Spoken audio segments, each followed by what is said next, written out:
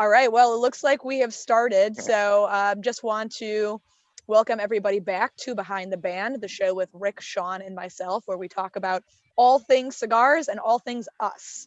So happy that we can be here all together on a weekly basis and just chat about the things that are most important to us and you guys. And of course, if you have any questions throughout the episode, please feel free to ask. If we don't get to it today, we will definitely try to get to it next week. So Rick, Sean, thanks for being here. Well, thank you for having us back. Yeah, thanks for having us I mean, back. I'm not hosting, but people don't know you're kind of like the boss of this show. She's the coach for you. Isn't every woman in our life, Sean, that way? Your mother, your wife, your daughters. Yeah, that's just how it goes. Laurel. It's nothing different for us, you know. If it weren't for women, we'd still be in caves, scratching our asses, eating with our hands. Yeah. Come on, we know. Without Susan in my life, I would not be doing this Zoom event. Absolutely. So thank goodness for Laurel sort of keeping the framework together and keeping us in line. So.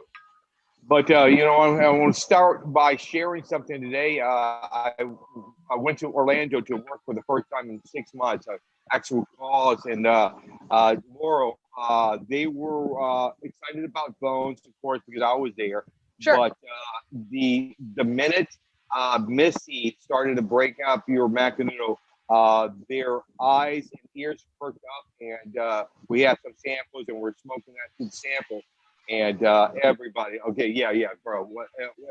Whatever they had, one account said, you know what? I tried the red. It didn't work with us in this shop. I said, you know what? Try this one. Just smoke it. And she was not a fan of the red, but she smoked that one. It's not for everybody. Oh my God, exactly. And she said, oh my God, yeah. What's the deal? Let's bring them in. Yeah. So that was a great a call. That's Unfortunately, awesome. I did also see a lot of Cohiba show today, too. Yeah, so I was trying my hardest not to, sell any Cohiba. But, well, and it's nice because all three of us have something pretty new out. I mean, your Royale, Sean, that was what, April? Yeah. Okay, and then the green and then Bones. So we're all kind of coasting on that new release. And I think they're all, awesome. Very, very different. I think we had Nick ask us last week, which was the sneakiest one or which one was the strongest one or whatever. I think they're all wonderful in their own respect, but could not be more different. Yeah. Absolutely. There's no way you're going to smoke those 3 cigars and say, close your eyes and you're going to be able to say that all came from one factory. I don't know the factory, but they all came from the same factory. So yeah, that's great. Yeah. So that's the only good news I have today. The bad news is I want to kick your little behind this week in fantasy. No, next week in fantasy football. And so, bro, I saw your team. Don't kind of worry about your team. But I think it's going to be close. I have absolutely no experience. I mean, I'm not going to lie to you guys. I never watch football. I watch football at the Super Bowl, or occasionally we'll go over to someone's house if the game is on in the background. I don't care. I don't consume it. I only am doing fantasy because somehow you have roped me. You want that tattoo. You want that too. Wait. So wait. You have to explain the bet. Yeah, Rick, you can't just, so, we know. Explain what we're talking about. We, Jonathan, one of our reps in the States, put together a fantasy football league and invited me, Laurel, Sean to be a part of it. It's all reps. So we're honored. Yes, of course. And so we're going to have a grand prize giveaway, and everybody voted for the Bones domino table. And so, well, that's great. But on my leagues, I've always played for, the last place guy had to do something crazy. Last year, we had the loser, our lead, stand in the busiest corner in our neighborhood with a sign, I suck at fantasy football, wearing a dress. That's amazing. That could have been way worse. That could have been way worse. Yeah. it was all, well, the guy, he was wearing a moo. He's heavy set, horrible. But this year, for the loser, they have to get a CAO tattoo. And so not big, about the size of a loaf of bread, but not big. And I don't want to see it in the back of your back, lower of the back. Oh no, it's going to be the CAO like the tramp champ. No.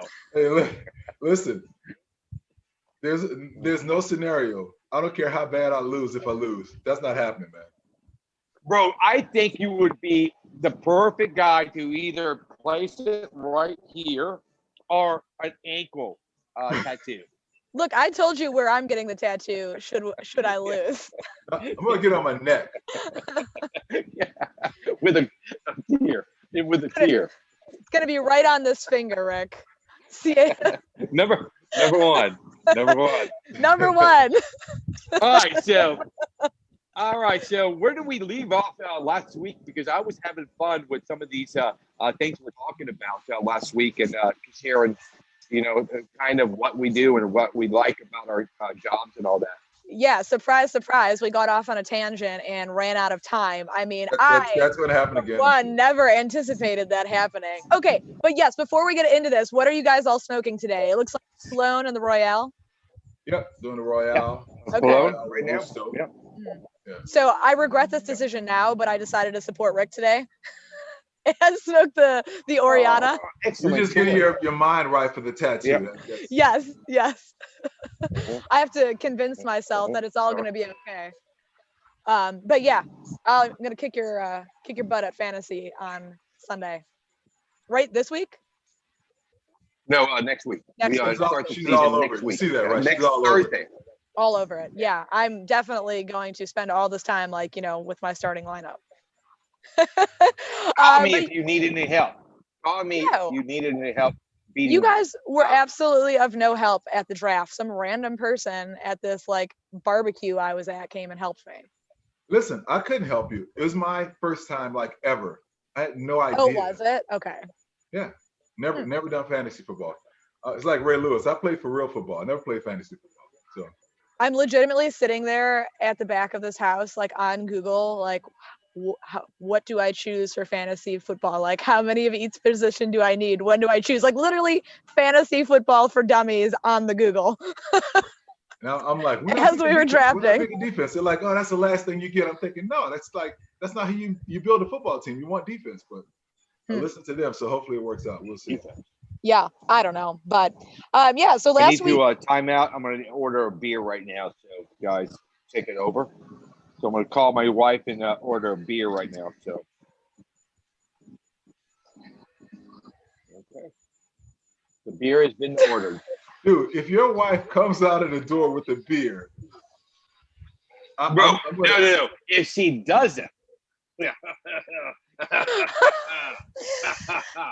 Oh my God, that's the creepiest laugh ever, Rick. Let me see if I can. Anyway. Let's.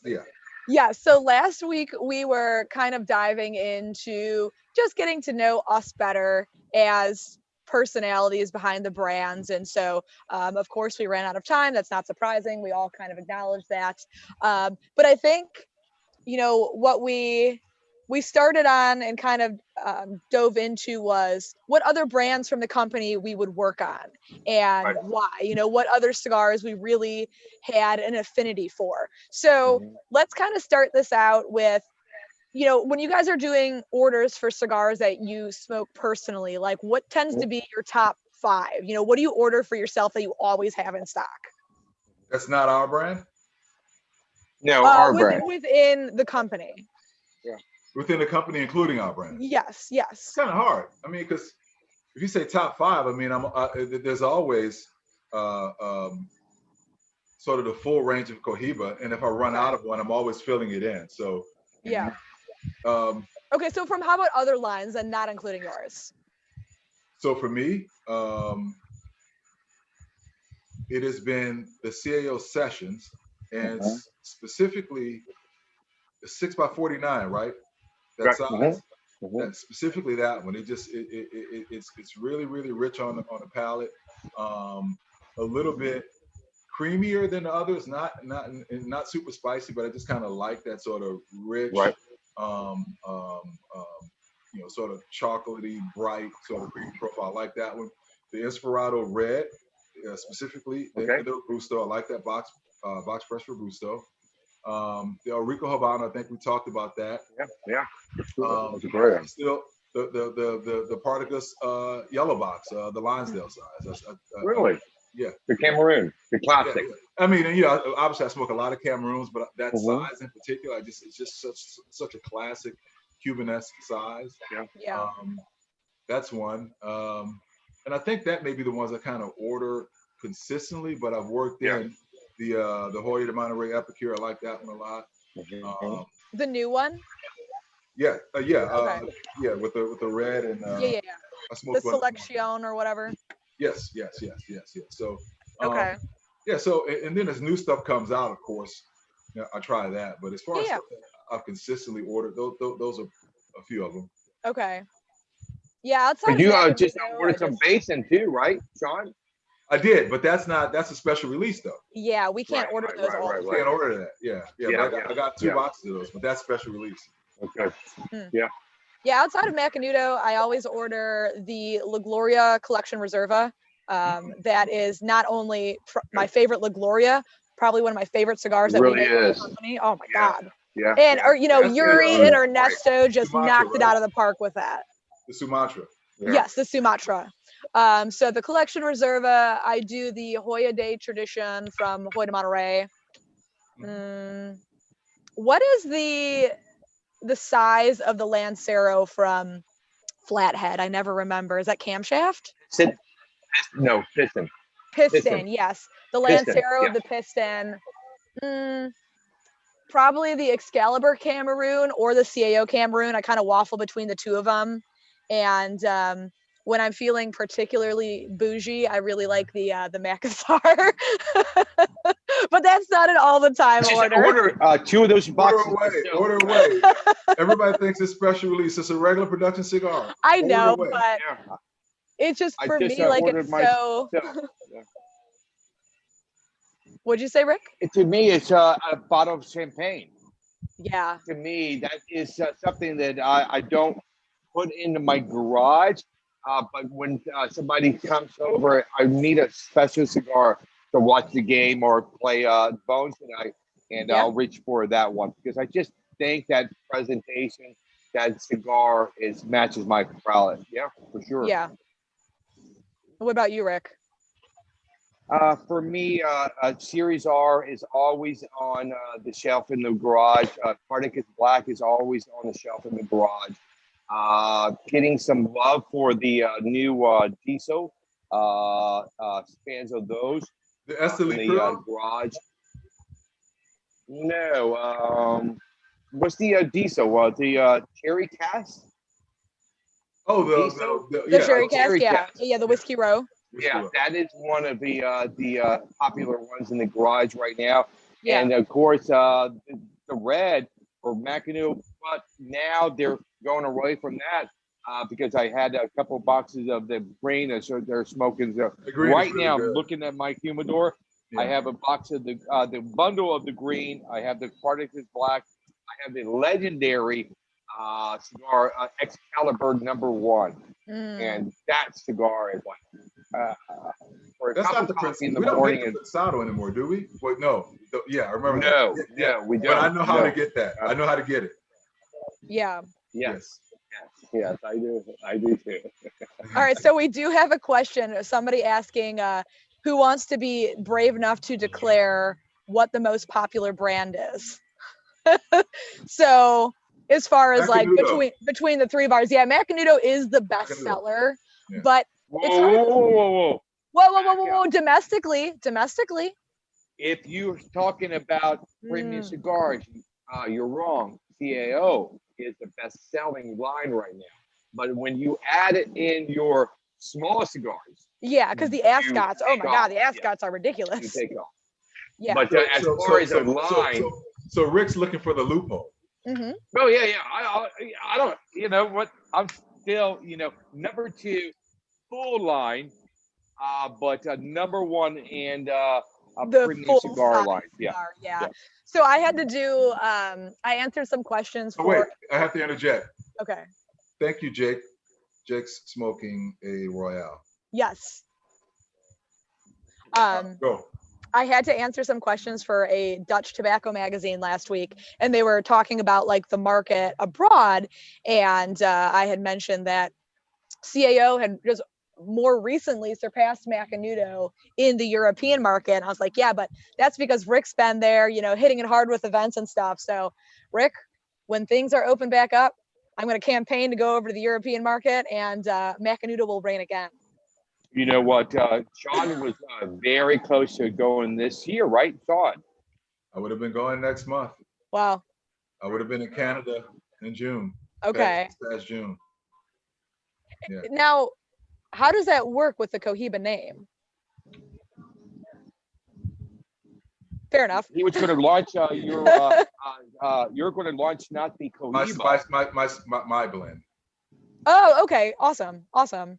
As opposed, so it'd be like a Sean Williams sort of deal over like a, yeah, makes sense. Makes sense. But we also had somebody asking how we store all of our cigars, if we use cabinet humidors or like desktop humidors, or if we just go through them so quickly that we don't need humidors. I mean, I don't think that's the case for any of us. I mean, I personally have a boatload of humidors. Right. I use a cabinet. I have a room. Yeah. I have a room Yeah. that one of my bedrooms. I have a lot of POS and cigars, and so I have a kind of our large humidor. Yeah. The system, and so maybe at any given time, about in my room right now, I have close to 500 boxes of cigars. Okay. Wow. Yeah. All Yeah. right. I have. I use a. Hey, Sean. Hold on, guys. Hold on. My wife is doing her job. Okay, and boom, Hi, Susan. boom. Away, There away. Oh my goodness. Oh, I'm an ass. So you hear that? All right. So, But you know what? Because I'm you know not what? gonna say he That's just talked 500 like a boxes. serving winch. It sounds like a lot, but I have a lot of tools that I'm working on in bundles and all that. Box or bundle. I have that money, so yeah. okay. Yeah, and that makes sense. I mean, And I was I use coolers a lot of time too. A cooler is a great humidor. yeah, I use a cooler for my car. I use primarily cabinets or converted winadors for the office, and then some desktops. But Okay. the cooler in my car is basically like the overstock that I can't fit anywhere else. And that's the stuff that I use more for like everyday smokables or stuff that I'm bringing, to whatever. Not that we're attending that many big group things anymore, but that'd be the kind of stuff I'd bring for that sort of environment. But yeah, I definitely don't smoke fast enough No. to maintain all of those cigars. But but I don't keep a ton of stuff because we. No, go ahead, John. I said I don't keep a ton of stuff just to keep it. So I have this one big cabinet. I have a couple of desktops, and that works for me. Yeah, agreed. All right, so what do you guys think? What I did kind of special. I'm sorry. What I did special is every cigar I worked on, every project I was involved in, the first or second box off of the production line was shipped to me, and those are set aside for my daughter Sarah. She's not a cigar smoker, but one day when I'm, done with this chapter of this world, she's going to remember. Oh, I have every single box that my father, had any involvement on, and so that's kind of special for me. That's really cool that you maintain, the first sort of production of a line you're working on or like a blend you're working on. That is very, very cool. I wish I had done that, to be honest. Yeah. That's one of the biggest regrets I had. Is, I mean, I've been making cigars since Especially 2006. for Yeah, your business before General yeah, Cigar too, yeah, bro. How many cigars do you released and all that? So yeah, yeah. And I Yeah. have them in, onesies and twosies, but um, very little in the way of original. back them up, bro. Yeah. Back them up and set them aside for your kids Yeah. and all that because it's our part of our history. Oh yeah, no Mhm. doubt, It no is doubt, a no doubt. part No of doubt. our history. And that's actually a really good segue. One of the questions we hadn't gotten to last week is talking about, regrets. And Sean, you were saying that you regret not kind of holding on to those cigars. I mean, is there anything that at this point you're like, oh, that's just, it's something I wish I would have done, or like, what would be your biggest regret? This Obviously, Rick, business, you as well. in this business, Whether um, it's, cigars or personal. Looking back over, I had regrets back in the day. Mhm. Today, because this beautiful company I work for allowed me to kind of check off a lot of things. I should have, go to Europe. I didn't go to Europe until I was 50 years old, Okay. and that was something that was kind of hard on me because I watched my daughter.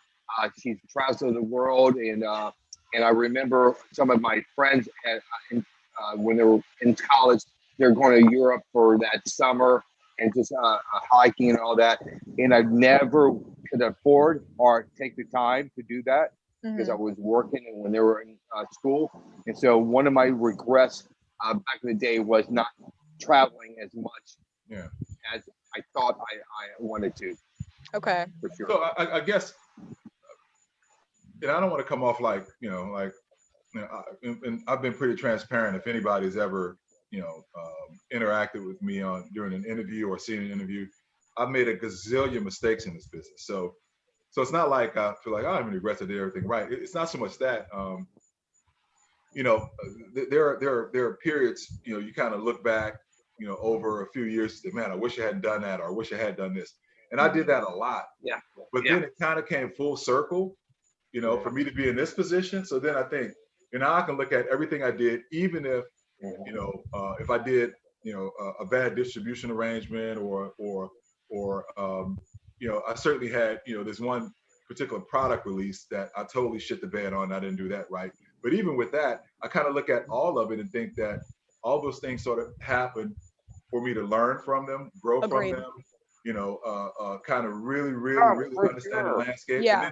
And I must have did something right for General Cigar and the great people here to come to me and say, hey, Yeah. we want you to be this guy. So it's hard for me to look back and regret it because I don't know what I could have done differently that would have still ended me up in this position. But boy, when you're going Yeah. through it, you think, man, that's going to leave a mark. I really hate Oh it. yeah. So it's Well, kind of and hard I to say. think that's really a lot of personal growth to say, I'm not letting this regret bring me down. I'm not holding on to it, fixating on it. It's like, how can I grow from it? Even if it doesn't seem like it at the time, you come back and say, like for me, it was, I went to college for 2 years, messed around, didn't know what I wanted to do, couldn't figure out like what I wanted my degree to be in. Honestly, I went to school originally for physical therapy, which could not be any farther from where it is right now. This is And therapy. physical therapy. Okay. And I had looked at seeing my friends graduate in 4 years and people start to get into their careers and kind of move on with life. And here I was, just not that there was anything wrong with working cigar retail. I very much enjoyed it, but at that point there was nowhere that I could go. And so then I ended up, going back to school and, graduating and taking this position. And now, so like Sean, to your point, at the time I regretted it. I regretted feeling like I was being a little flighty in college the first time and like, oh, I should have buckled down and just figured out what I wanted to do. And, financially I probably could have made it work, but now I wouldn't be in the position I'm in had I taken a different path. I wouldn't have made the friends that I made. My husband I met there. The point where I'm at now, I He's doing have no cutlets. regrets. And the only thing that I would have like really regretted that I haven't been able to rectify was that I wish I would have studied abroad. but there's a lot of other opportunities to do something Yeah. abroad that isn't, you know, educational. Yeah. So Right. I just think it's But probably good to not carry that with you. yeah, I think for my life, because it's so it was not a struggle. I want to use a word that's not the right word, but somebody once told me, you are in exactly the place that life wants you to be at that moment. Yeah. Whatever it is, you even good or bad, you need to learn that lesson, or you learn that lesson. Yeah. So anything that comes to my life, be it positive or negative, I just took it like, okay, that is life. Say you need to learn from this, or we're going to guide you this direction. So no, I would not change anything that brought me to this place, this moment, talking to you guys. And that's what it comes down to. One, Yeah. bro, one slight variation. I'll take this road, and we're not here together. It's amazing. So I'm happy that I'm here doing what I do, and to get here was a struggle sometimes, but you know what? It made me who I am today. Yeah. I mean, and the experiences that I've been able to really be a part of throughout, you know, a decade and a half in this industry is just, you know, even during my toughest time in this business, I still had incredible experiences, right? Because of the connections with Cigars. So things I would never thought I would have, you know, as a kid growing up in public housing in New Orleans, I wouldn't think that I would be having cigars on the Speaker of the House's balcony in DC, right? Yeah. You know, so you know, because your struggles, you appreciate that smoking that cigar with that guy. Yeah. Because if everything's handed to you that time, like, okay, who are you? I don't care, you know. But that because of your experience growing up, it makes you appreciate that that time. It's all a part of it. It's all. Oh yeah. So and so you can't. I don't know what I could have changed, you know. And you definitely do appreciate things more, and you grow from those experiences. Like Rick, I think you and I talked about this maybe a year or two ago, but like, you know, there was a point where I was so broke when I wasn't in school that I literally ate PB&J and eggs every day for like 3 months. No, I couldn't even afford the bus. I walked 30 minutes from my house to the cigar shop. I remember that. Back and forth in February in Wisconsin, because I couldn't even afford to take the bus, because I was like paying my student loans and living on my own, and I bit off more than I could chew having an apartment of my own. And it was really dicey for a while, where I'm like, I can't eat any more freaking PB&Js. I can't eat any more goddamn eggs. Like, I'm so tired. Really? Because I'm sorry, one of my favorite memories of you is a picture I have. I should share with you. You're making peanut butter jelly sandwich for everybody to see this. Yeah, it was like, all right, perfect layer of peanut butter, perfect layer of the jam. Like, wait, what is this? What flavor jelly? Oh, strawberry, 100%. Yeah. Oh, what are you a grape guy? Because we can't be friends anymore. For me, strawberry. Oh, okay. I thought you were gonna be like, I'm grape.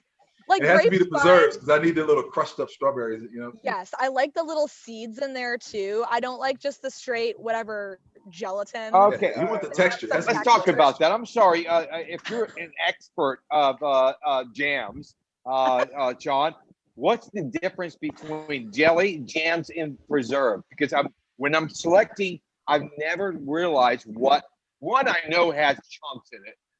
That's maybe the chunks of strawberry. You know what? I think I can sort of section out preserves and take a stab at it. But when you say jelly, jam, and preserves, isn't jam and preserves the same thing? I don't know. Yeah, I'm pretty sure. Like jam and I don't think because jam has the chunks, and preserves, it's like preserving. All right, hey, well, you know what? Let's see. So why would wait, have jam, jelly, anybody and watching have the answer? Let's give away something. Let's give away something. Oh yeah, exactly. If somebody can weigh in and tell us the difference between jelly, jam, and preserve, I have. I We'll have. definitely I send will you send you a something. box of Uncrustables. Huh? I will send you a box of Smucker's Uncrustables. No. What? No, if you can, Jen, these guys have something to give away. We don't know what it is, but We got stuff to give I'm away. We have sure you stuff. would be happy. We have stuff. We're gonna give So if give you somebody can something. answer that question for us, The difference just between you know, jelly, if you can jam, answer this, is jams the same thing as preserve? Because we know jelly is not the same thing as preserve.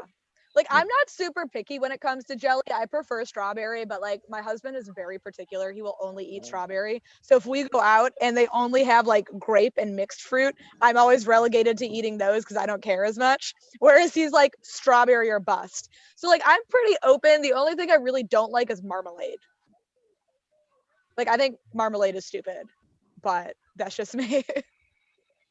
I'm not sure Hey, what that is. what is that? It's I see it, but Like yeah, orange. It's French. It's like All right, what so- what crepes are to pancakes. Like that marmalade is to. Yeah, marmalade. It's like oranges with like orange rind in it. I'll eat it like on a baguette with cheese. Right. But as far as like just to put it on toast, who's I know. fancy now? Fancy schmancy. But just Really? to have it like on an English muffin or toast or something, I don't like it. But so like I use Uncrustables all the time when I'm traveling. That's kind of like my go-to travel food should I not have access to anything. So like what do you guys use when you know you're going to be on the road or like at a trade show or something like akin to Cigar Fest? Do you ever travel with snacks, or am I the like only snack queen? Yeah, I don't travel. I do know. I do. We Okay. talked about my cat food, the crackers, in last week. That's I guarantee you when I travel, I have and beef jerky. Yes, I do beef jerky all the time. Jerky to me is a. I remember meeting a rep from Davidoff, and she had this high-end beef jerky, and she was sharing it with her fans and smoking cigars. And why would you pick? I said, Ricky, it's kind of like that taste and that we want to share with these guys. This is a great cigar for after dinner. And I said, that's brilliant. I really enjoy that. But I think beef jerky for me is one of my favorites. Yeah. Well, in beef jerky, there's enough substance to it. Like I used to do Cliff Bars, but I felt like Cliff Bars and granola bars barely even took the edge off. Like if I'm actually hungry and I need something, beef jerky, or I'll do like bulk granola, or like almonds, the Smucker's Uncrustables, which is actually a Missy tip. Missy got me onto the Uncrustables. I used to eat them when I was, a child. And now she was like, oh no, I do these all the time when I'm traveling and they're perfect. What about you, Sean? I don't have a travel food. We Okay. can look look for, like, from these reps all the time. Also, Okay, so- Gary answered the question about the jelly and the jam. The fruit comes in the form of fruit. I'm sure Gary did.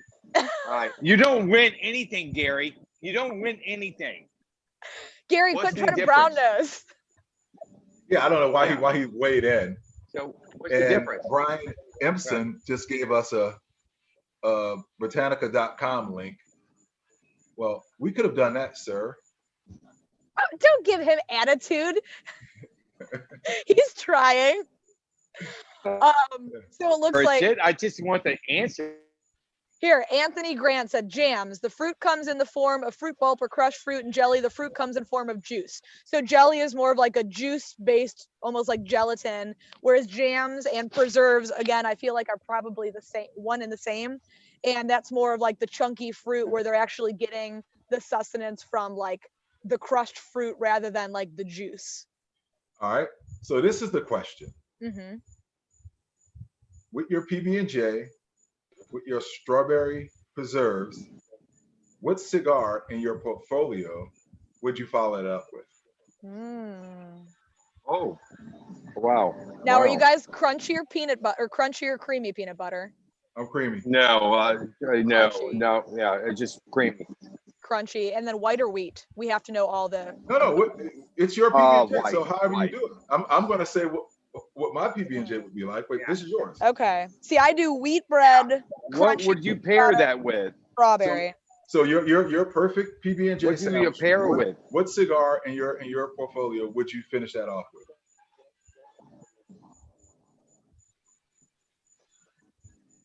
Go for me. Gold, Sierra Gold, and maybe I don't like strawberry. I'm more of an apple guy, so apple and the peanut butter, and finish it off with the CO Gold. Mine is easy. Mine would be the Connecticut with the white bread, peanut butter, Kind of, yeah. the Connecticut Yep. after. I would do the Macanudo Gold. I mean, I feel like we're all having very similar We're all choices sort of in the here. same thing. We're Yeah, taking yeah, the bread. yeah. So you want Yeah. something that kind of gives you sort of that baked goods Yes. profile, smooth, buttery. Yeah, And for the, me, the it's gold really has a little bit of that natural sweetness to it. So I feel like the sweetness from the jelly. And then if you get good wheat bread, you get a little bit of that sweetness from the wheat and that crunch. I think the gold would finish it up nicely. This isn't too far fetched for me. So this morning I had to drop my mom off, so I had to drive. So I had donuts and milk like first thing this morning, and Nice. after that I had a Cohiba, Connecticut. It was awesome. It was awesome. What's your donut choice? So this place near our house has I know Gary's choice. I know Gary's favorite. Yeah, Gary and I donut. have the same choice. So Yeah. mine is I the hope not. long flat donut has like the maple glaze with Oh the yeah. Okay, yeah, with the bacon, the candied bacon. yeah, I don't know what you call that, but yeah. But Yeah, it's after like I that, think it's like a maple bacon long john. yeah, something like that. Yeah. Yeah. But All I had right, a so Connecticut after that. It was amazing. It was like the greatest morning indulgence ever. So Okay. we're now working for the Food Channel. Thank you so much. Sponsored by Skippy. So now going back to flavors, what in your tobacco plant, if you had to choose one area, would it be Velado, Seco, Lajero? What would you have to use for next year?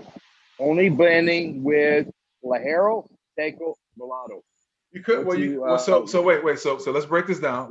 Are we talking about just in the filler? Because you can't. Oh yeah. No. Filler. Just the filler. Yeah, Just the filler. Okay. Yeah. Huh. Filler. Okay, it depends. What country are we talking? It's up to you, because you say I would prefer Seco from Ecuador or Seco from the DR, which would or Lajero from S&D and all that. So I could do all Ligero in the filler.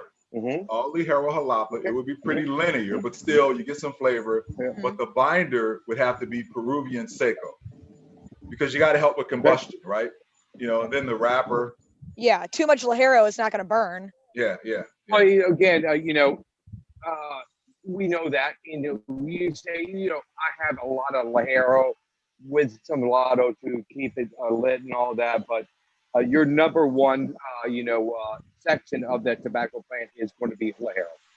To me, it would be Seco, because I've learned from the old regime, the Ernestos, the Francanesas, the Benjis. They're always talking to me about flavor, not body, flavor. And so I would say Seco for me. See, I agree with that, because I would take Seco. I would take flavor over body any day. Right. And I think that you're getting more qualities indicative of those particular growing regions shining through with Seco, whereas Lajero inherently has a little bit more of that bite to it. And I think it doesn't lend. Again, that's why I asked the country. And even with that, you can get into the region, because it doesn't have to be that way. No, it doesn't. Because you still have a chance to round out the blend with the binder and the wrapper. Yeah. So if you're saying Seco, at this point, I want to know what the binder and the wrapper is, because. Well, I think if we had 3 cigars right now and 2 are using Seco and 1's using Lajero, you're going to win, because I know the fan base out there tends to, we know some flavor, but we're still in the body too. We want but so Rick, let me ask you this, and so what I see a lot is that a lot of consumers confuse body with strength. Yes. and those are not necessarily the same things. Yeah.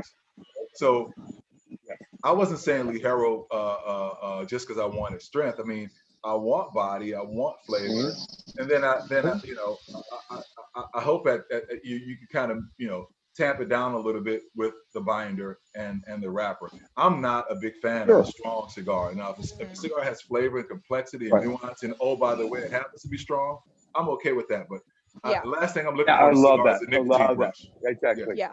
Agreed. So you're Agreed. not planning on making a full body cigar. What you're planning on is making the best cigar you can make.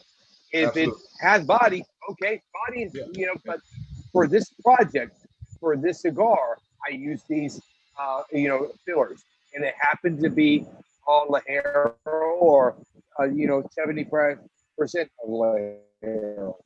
Yeah. And that would depend But I again agree on the with you. country. I think we need to do a better job spelling body over full flavor, and you know, so it's hard. So is Yeah, your beer in that tube you're drinking out of, Rick? It's just yeah, it just keeps your beer Is your whole kind beer of bottle like in there?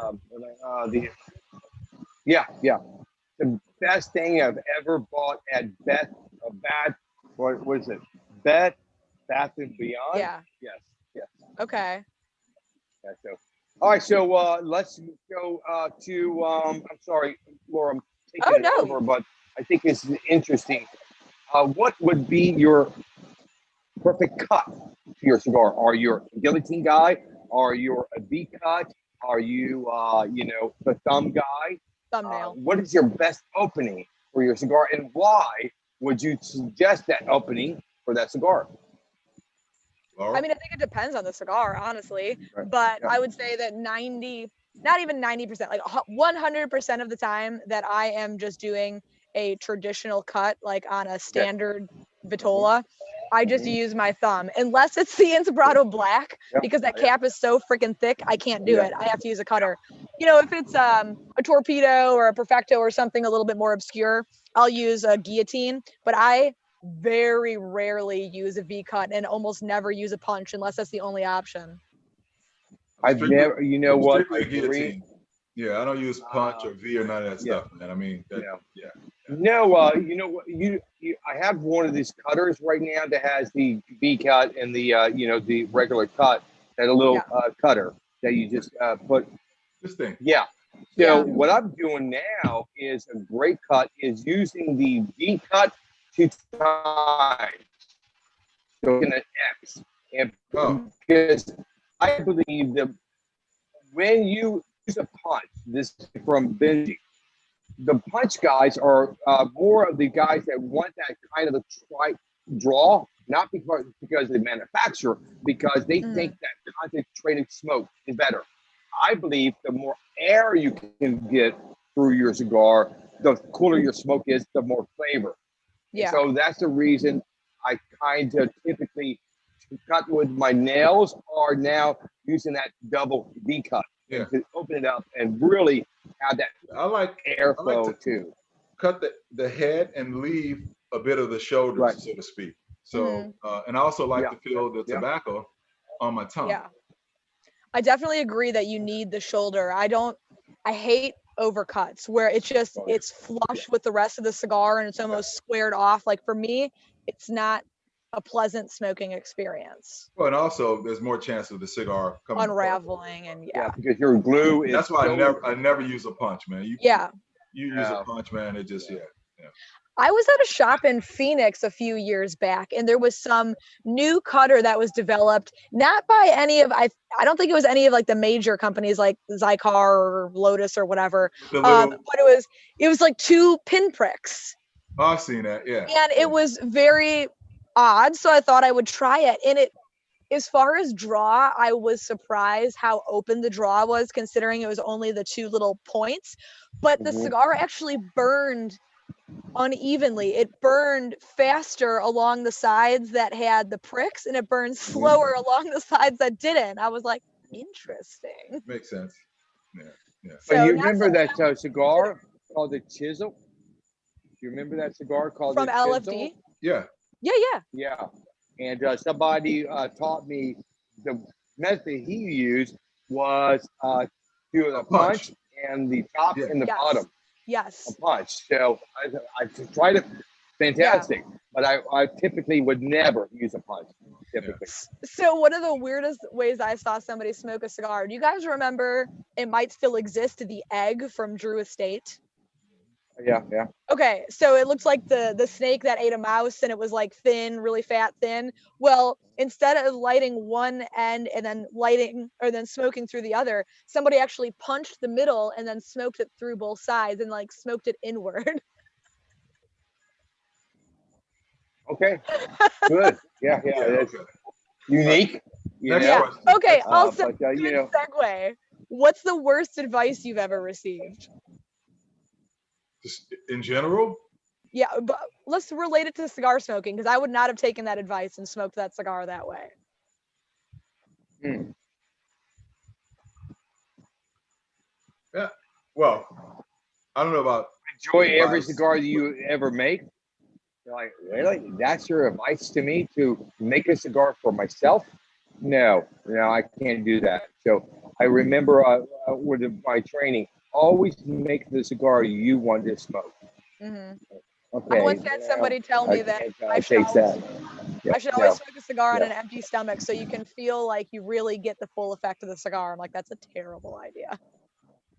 Oh, uh, the most annoying suggestion that I've gotten numerous times is, "Oh, you should dip your cigar in like whatever you're drinking." Yes.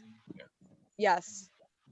Not my thing. If you do it, that's cool. But Now, do people typically just dip the cap to get the flavor? I I mean, because assume. I've heard people talking about dipping the foot in stuff in bourbon and whatnot. Like, how does that even smoke well?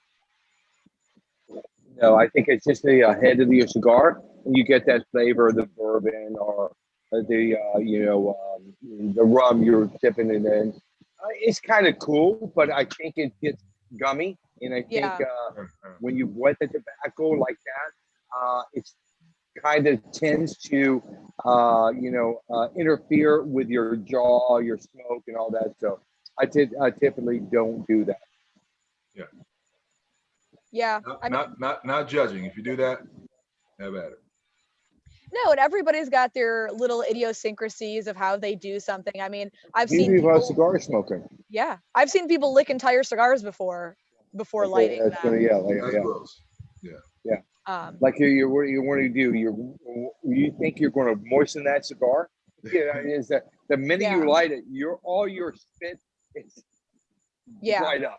Yeah. So how about the guys that smell your cigars in the cellar and say, "I don't think I'm going to like it." yeah. Well, Well, and time out. both, and with the exception of like a flavored cigar, you really Right. don't get much smell through the cellophane. You definitely, and as I guess a tip to take home with you, I'm sure everybody watching knows this, but when you do smell a cigar, you always smell the foot. If you Right. smell the middle or the cap, you're really not going to get much out of that. Smelling the foot is a good indication of, maybe what you can expect. All you're trying to do when you smell a cigar is a lack of something. The lack of what? Ammonia. Hmm. And so if you smell ammonia, that cigar is not ready to smoke. You can simply bury it in your humidor for a week or two and try it again. And Yeah, still lighter than it was, but eventually it will go away. What you want to smell is earth, barn, manure, hmm, anything that reminds you of a farm. You cannot smell a cigar and say, "Oh, I'm gonna love this. It has some Esteli in it, yeah, some jalapa." Bro, really, you're not that good. Nobody's that good. What yeah. you're trying to do is say to yourself, "Is that cigar ready to smoke right now?" Quick housekeeping. Brian Empson is going to be the winner for the jam Perfect. jelly preserve Perfect, question. perfect. Brian Empson is the winner. Now, I've been to events and where people are rolling cigars fresh there, and we talk about it in the factories. And typically, the rule of thumb is when a cigar is rolled, you either smoke it immediately or you want to wait a couple of months. Now, why is that? Oh, well, because when you're rolling a cigar, you have to wet your table to apply that wrapper. So what you're really doing in your cigar freshly rolled, yes, you can smoke it, but understand this: if I pour you a finger of scotch and take a sip, now the Hmm. second sip, I said, hold on, I'm going to fill it with water. Two, what do I do? Dilute that flavor. So the wetter your cigar is, it's going to dilute that flavor. So all you do is let that dry out to your fillers, your binder, and your wrapper is the same moisture Hmm. content. So Now that's I've it. heard So that there's when you something that smoke a like, cigar, I was gonna say, I've heard go that there's something that, activates, after, sitting for a certain amount of time, where like once they roll it, like either the flavors have to marry, or like, you can get yeah, some yeah, yeah. pneumonia. So just for people who are, maybe attending events or getting cigars that are fresh rolled, like, Sean talking about New Orleans, there's like the New Orleans Cigar Factory where you can go and get cigars right there rolled for you, so why should people either smoke it immediately or wait? Is that the question? When we roll a cigar, what are we going to do? We're going to take that bundle of 50 cigars and put it in the aging room. The Hmm. aging room is not aging that cigar. What it is doing is provided, because your filler and your binder is dry or Yeah. at a humidity of 72, but your wrapper is at a 90, 95. It's so wet. So we need to marry that tobacco. So when you smoke it, you're getting the full taste and profile of the cigar. So if I'm in a bit and say, I'm going to roll your cigar, thank you so much. I'm going to bury the cigar in my humidor for a week or two, let it dry out, and I'll enjoy that cigar. But you can Okay. also smoke it right there, but you're not going to get as much flavor as you just let it dry out a little bit. Hmm. Everybody thinks they want fresh bread. We all do. But in cigars, the older cigars, how many times have you walked into a shop and you see two or three of your cigars in a box and they're Yeah. bypassing it? Like, why? Well, I'm waiting for them to open a new box. Bro, I rather have those two or three cigars because they've been in the humidor for two or Yeah. three or months, and Hmm. beside the box that they just Yeah. received. Yeah, Fresh, so fresh it's off the amazing. FedEx truck, right? Yeah, yeah, yeah, yeah. Exactly. Yeah. I always Exactly. found that comment to be so interesting because you'd get people come in, Rick, exactly like what you said, like, oh well, you know, I want on the other hand, they'd say, I want those cigars because there's only one or two left in the box, which means it's a good cigar. People are buying it. I was like, on the other hand, these could have been here for 4 years. You have no idea. Right, right, right. So Well, so what was the movie called that you got to go outside and kill and do all the crazy things you want to do for 24 hours?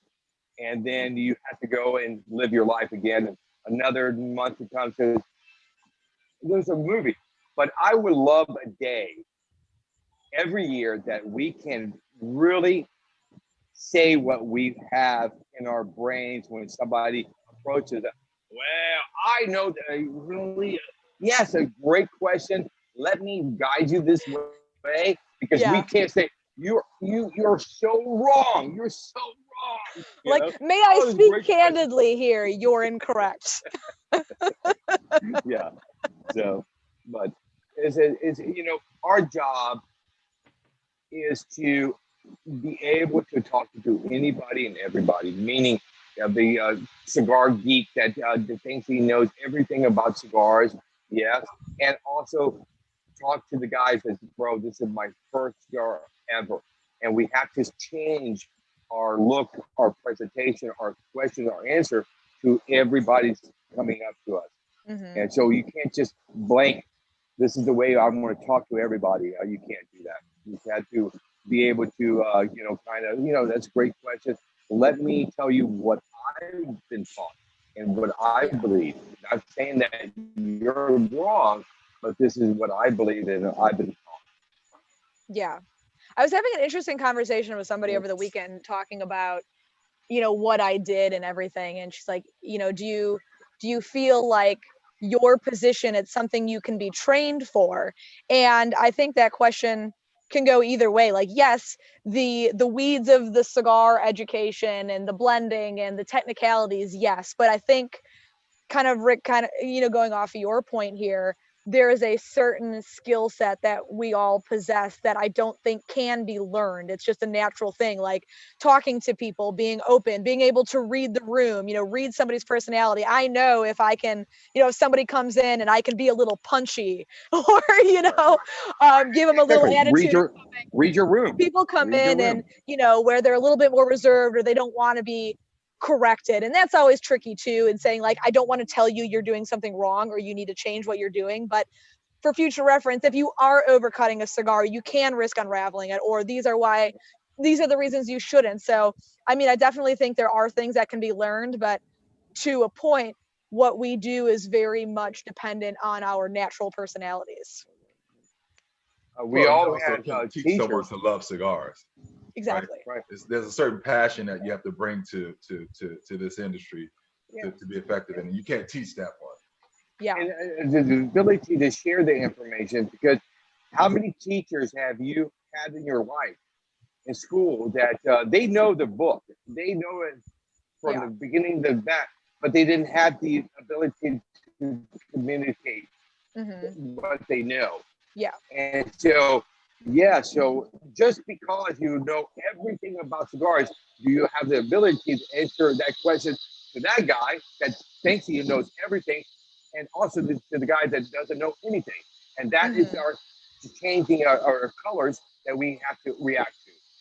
Yeah, exactly.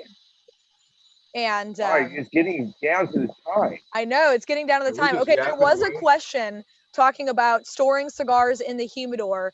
I believe it came via YouTube. Should you keep them in the cello? Yes or no, and why? Who wants to take this? Sean?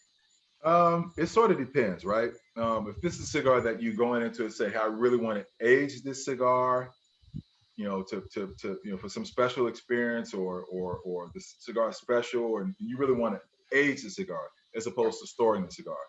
If there's a cigar I really want to age and get the true effects, I take it out of the cellar, because that's when two things are gonna happen. If you put two cigars, could be the same cigar, you put one in the humidor naked, you put one in the humidor in the cello. You go back 3 years later, one cigar is going to be nice, if your humidor is right, nice and plumed and oily, and the others is going to be encased in yellow cellophane. So you mute a lot of the maturity and development. Of the cigar. So if it's a cigar you really want to age, then take it out of the cello. But if it's something that you just store in cigars, it's not the same. It's not the same calculation. Yeah. And the cellophane it helps it breathe, it helps protect it. So, for us, it doesn't look as nice when, presentation wise for it to be in the cellophane, but the amount of like literal damage control is exponential. I mean, and all that. You really want I to have think of a cigars cigar. that I have, because I have shelves in my humidor where there's boxes. Then I have bins for loose cigars. Obviously, you can't take the cigar that's out of cello and throw it in the bin with the loose cigars. If it's a cigar that you're going to age and you have sort of a humidor like that, you need to have a box set aside, the cigar box, to put the naked cigar in so that it's protected, because otherwise it'll get bounced around and beat up in the bin with the other cigars. So, two different. I've always believed in the situation. Non-cellar is the best way to store your cigars. But if you have just one drawer and you have multiple cigars, keep your cellar on. Now, if you have the ability to separate your CAO cigar, like the flathead, and then you have some, Connecticut sherry grown for Cohiba, and you have a Cameroon from another source, you don't want these cigars to marry or taste each other. But if you can divide them, keep it out of the cello. But if you just have a drawer and you're going to just empty out the cigars, keep it in your cello. And always keep your flavored cigars, should you have any, and traditional cigars separate. Right. You do not want them to play together in the humidor. Separate humidor, not even a separate shelf, separate humidor entirely. Do not store your flavored cigars with your traditional cigars. So we're just gonna because these cigars are little sponges. They'll Hmm. pick up anything you introduce. So if you put a orange peel, all your cigars are going to taste like orange. Yeah. Yes. Now we've done pretty well at like maintaining the questions here. We have a question. Um, this gentleman lives in Geneva, Switzerland, and he wants to research tobacco to kind of get to know cigars better, tobacco, the processes. What sort of avenues would we recommend for him to consume to sort of have more of a familiarity with the cigar industry as a whole? What do you guys recommend? Read. I mean, Yeah. I recommend Read. Cigar World. Yeah. Yeah, Read. yeah, Read what Everything though? you get. You know what? You can read any article about cigars because throughout that article, they're going to represent a point of view about the wrapper, the fillers, and all that from this country. And you hear these terms like, oh, I use this tobacco from Italy because it's so spicy, like the black pepper. And you Hmm. see, and hear that, and it helps you gravitate to a cigar that you think you're going to like and all that. So read everything you Yeah. can possibly get your hands on. Yeah. but I mean, like Laura mentioned, go to cigarworld.com or Yeah. go to our respective sites. Like if you go to the Cohiba, go to Cohiba.com, as you Yeah. get into the different cigar lines, Hmm. they break down the different blends, and then there's some backstory on the growing regions and so forth. And that gives you some insight. Yeah. Yeah. So just consume the information where you can get it. And I would You know, recommend maybe following social media is big. I mean, as far as being able to get that information, whether it be following your favorite bloggers or tobacco publications, whether it be like Tobacco Business Journal or Aficionado, there's Snob, Cigar Press. You can follow somebody like Charlie on Half Wheel, or any other bloggers or journalists like Cigar Coop is great. Go to YouTube if there's your favorite people doing cigar reviews or Cigar Vixen. I mean, there's a lot of different avenues that you can find that are, more industry whole. I know we all do stuff that is kind of centered around our brands, but also some more cigar educational videos. If you're looking for basic information like seasoning your humidor, different types of cuts, that kind of stuff, Cigar World is a good resource. But just get on social media, join groups, find people you're interested in, and then start following them, because whether it's new releases, just sort of like general tips and tricks, it might take you a little while to sort of like build out what you're interested in, but that would be the best avenue, in my opinion. Yep. Um, but so let's end this with sort of like a fun, lighter note here. mhm. What's the best compliment you guys have ever received? Cigars? Doesn't matter. Rick, you go. Mine relates to cigars, so Rick, you can Rick, you go. go. This should be good. You know what? For me, it's I've been smoking cigars for 20 years, 30 years, and you taught me so much about enjoying a cigar. So I thank you, Ricky, for sharing your knowledge with me. And so I think that every time I hear somebody say, "Bro, I've been in the business, I've been smoking cigars," I thought I knew a lot about cigars. This hour that you shared with us opened my eyes. I have so much more to learn because I speak for everybody in this panel. We're always learning. And so I don't care the combination of time that we have dedicated to cigars of over, 40 years of knowledge between the three of us. But we're also able to learn every time we go to a shop, talk to a customer, or talk to somebody who's working in a factory. Hmm. So I think that for me, the compliment of I thought I knew, but you really taught me something tonight. Yeah, that's always nice. Well, one of my Yeah. most memorable compliments was actually a compliment that Rick gave to me. He may not even remember this, but I think this is my first show with Cohiba, and Benjamin Mendez was there. We were honoring him um, with recognition, and we were at the opening party. And I had never met him face to face, so you bring me over and introduce me to him. And as you're introducing me to Benjamin Mendez, you tell him how much of a tobacco guy that I am. And that was like, That's cool. it was warming and humbling at the same time. That was pretty cool. So that was pretty cool. So. Rick, you're always good with the compliments. You know, you've always been a vocal supporter of, you know, both Sean and myself, and you know, it's really nice to sort of get that from you guys. somebody of your tenure. Yeah. Probably mine was, I was doing a cigar event at the JR in Whippany, and there was a gentleman who was there, and he was like kind of hanging around me for the duration of the event, and we were just chatting, you know, about life, cigar stuff in general. And he came up to me at the end of the event, and he's like, "Hey, I really want to thank you. I've been having a rough time lately personally, and coming here and just talking to you and your spirit and your personality just put me in a better mood." I was like, "Oh, wow. Thank you." Yeah. I told you it was therapy. Exactly. It's amazing.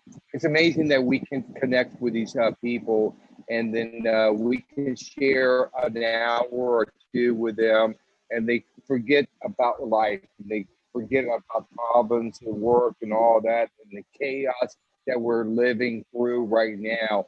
And so I can say this, I'll end this.